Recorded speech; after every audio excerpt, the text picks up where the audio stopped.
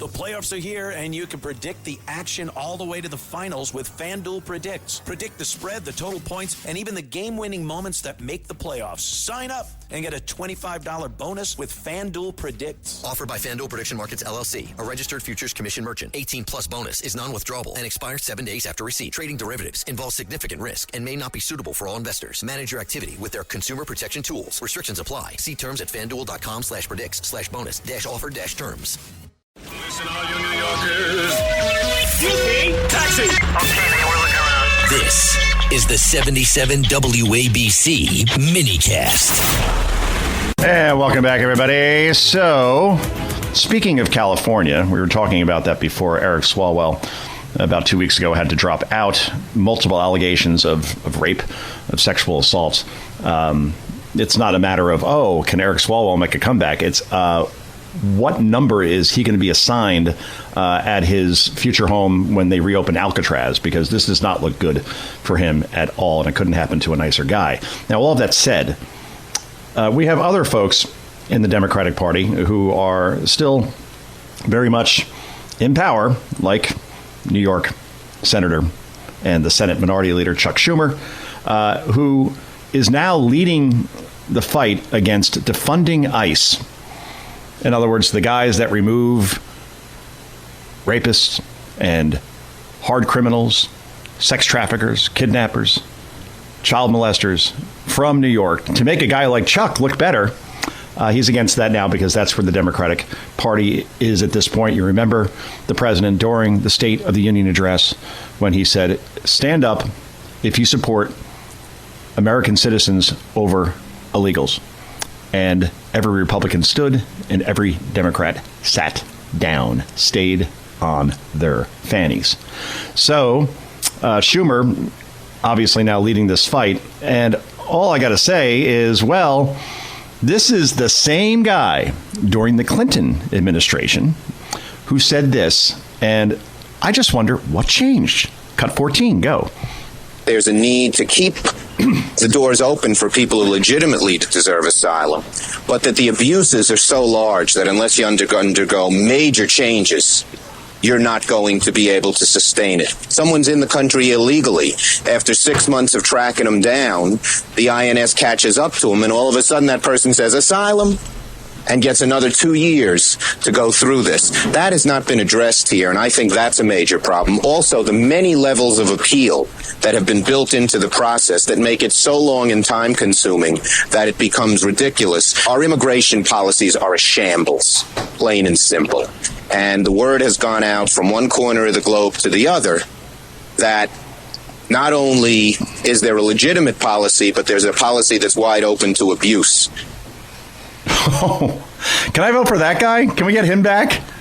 I mean, that's downright MAGA right there. That's Trump talking, except that was Chuck Schumer back during Bill Clinton's first term. Now, all that said, let's hear from Schumer recently talking about the same illegals that he said need to be ousted from the country, said it was leading to rampant fraud, said that the court system was a joke, said all these things. Well, here's what he sounds like now, and I don't think 90s Chuck Schumer would ever recognize now Chuck Schumer. This is cut 15. Go.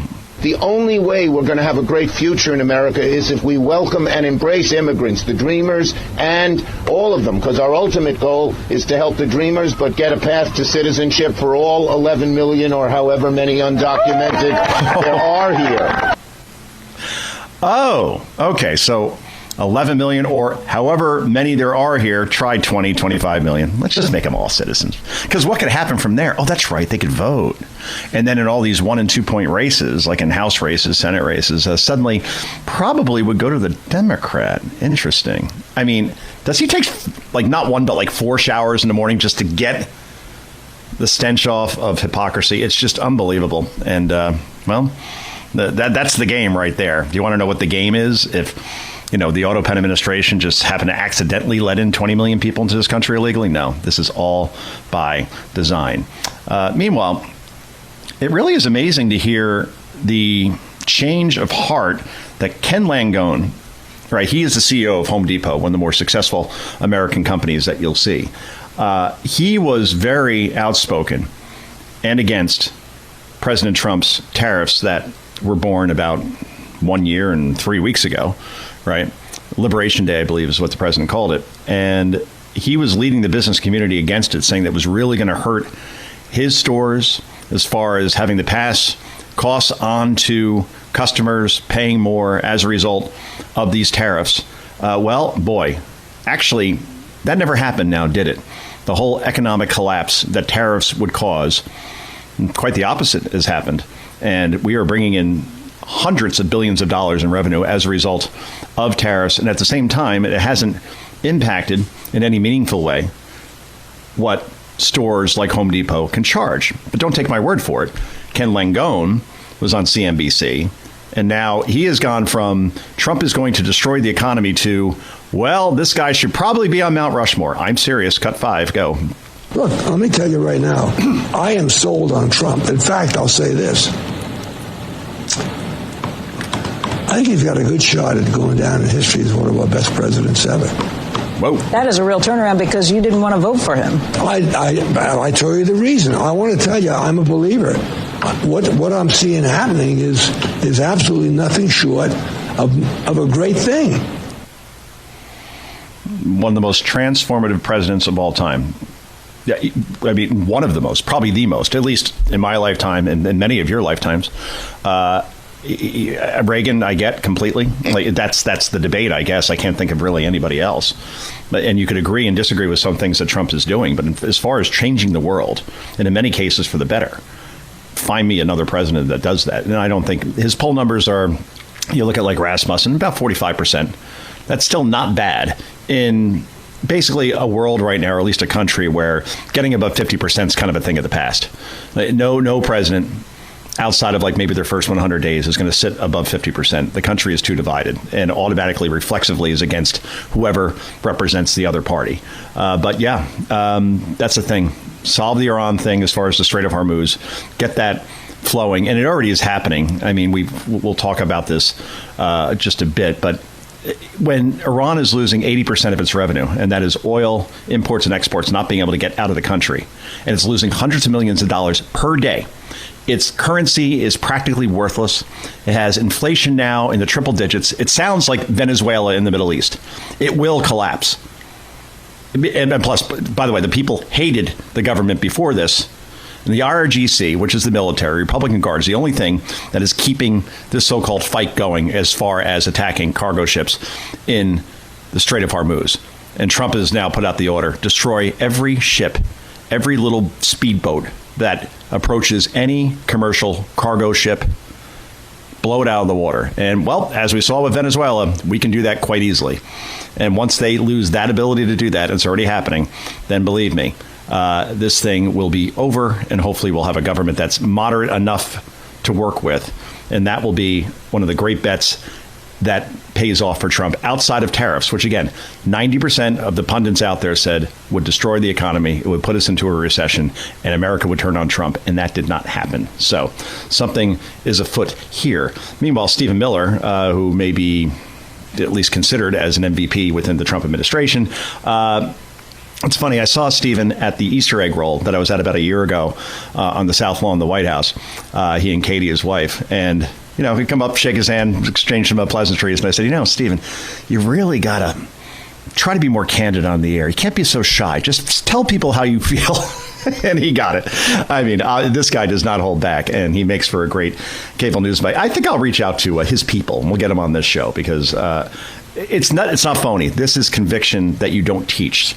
This is cut number 6, accusing Democrats of war crimes. Seriously, cut number 6, go. So are you going to confess on the show tonight, Steve? You're the one who's preventing DHS from getting this funding bill that it needs. President Trump has presided over the most successful, secure, strong border in the history, not only of this country, but of any country in the entire Western world. In other words, not just in America, but every other country has talked about securing its borders. Italy, France, England, all across the world. Only one man and one country has actually succeeded in securing its sovereign borders, and that man and that leader is President Trump. There you go. And that's all you need to know. And it's true, right? He set this all in motion. Italy, France, Britain, open borders. Everybody come on in. Multiculturalism is really, really good. Mass illegal immigration, great for the country. No. It has helped destroy those countries, especially Britain and France. You have no-go zones at this point in Paris, in France. How is that possible? Well, because they started this, the auto pen administration then continued it, and now Trump says, all right, no illegals into the country. And sure enough, we have not had one illegal released into the United States in 11 months straight. And now Italy, Britain, France are all talking about strong borders again. So it's not just here, but he sets the world tone. And Miller is right. I mean, these are war crimes, because that is a national security issue that was done intentionally as far as the border, and they supported it because they want power, nothing more. Meanwhile, you have the exact opposite of Stephen Miller, and that is my wonderful Senator Cory Booker.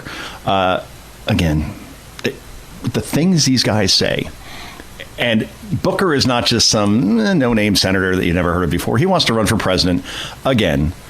Timu Obama. And this is what he's saying. If Jesus was alive today, what would he be supporting, advocating, and bear hugging? This is Cory Booker and Cut 10. Go. You want to know where Jesus would be today? He'd be with the gay kids that are being demonized. He would be with the trans kid who is being vilified. Look around who society condemns. He'd be in prisons with the condemned. That's where I think Jesus would stand and would be calling on all of us. Cast the first stone. We're calling all of us. Show me your mercy and your love. Yeah. Okay. So I'm pretty sure the Bible on the whole gay thing, I'm not sure that would be Jesus's priority. Or, there's a man and a woman, Adam and Eve. Wasn't Adam and Alex, or Adam and Alan, or Eve and, Elena.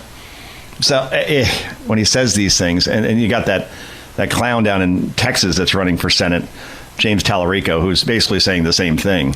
I'm sorry. When you say these things, you sound like the crazy party. And that's all Republicans should do. Just make this a simple choice between common sense and crazy. And just make it that kind of binary, simple choice.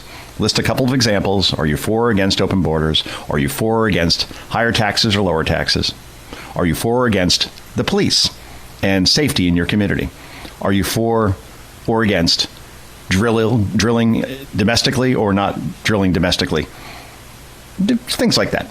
And if you do that in very simple terms, don't go into different, these rabbit holes that so many politicians go into where it puts people to sleep. Just make it very simple binary choices, and you will win on the issues. Meanwhile, speaking of crazy people, Abdul Al-Sayed, he is running for Senate in Michigan. Michigan has a very high Muslim population in cities and towns like Dearborn, Michigan. Here he is talking to, Hassan Piker, the guy who said America deserved 9/11, called Jews inbreds, and said the worst day of the 20th century is when the Soviet Union fell. Making sense here.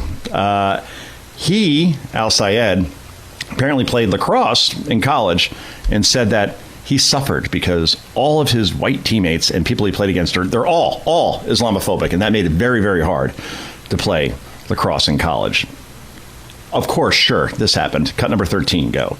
I think when you're younger, there's this question, because I played lacrosse in college, right? And, I was hitting PRs. That's the whitest sport. I know. I mean, it's like technically indigenous, but like it's played most frequently by the whitest of people. Truly.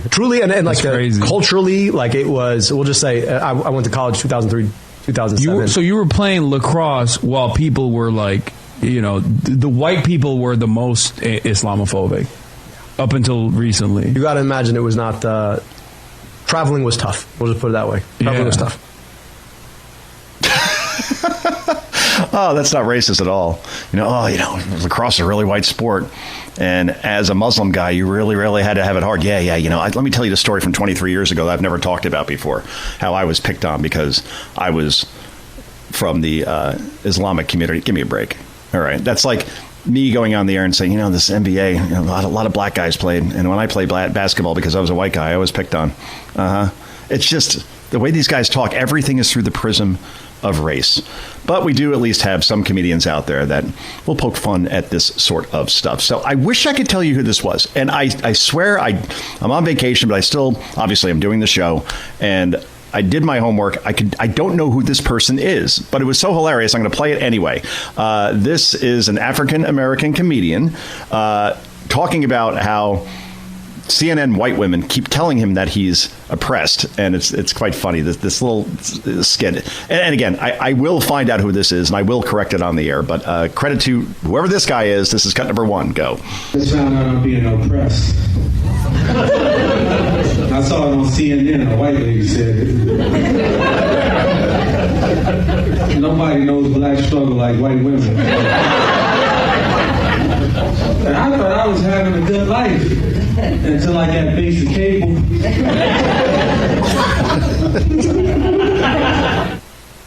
I thought I was having a good life until I got basic cable. And then I was told how oppressed I was. In other words, this is something that is conjured up mainly by the Karens of the world. And many Karens, unfortunately, are anchors on places like CNN. Anyway, this is Joe Concha. This is the Tunnel to Tower Foundation Sunday morning show. Back with so much more. We wrap this puppy up in just a moment.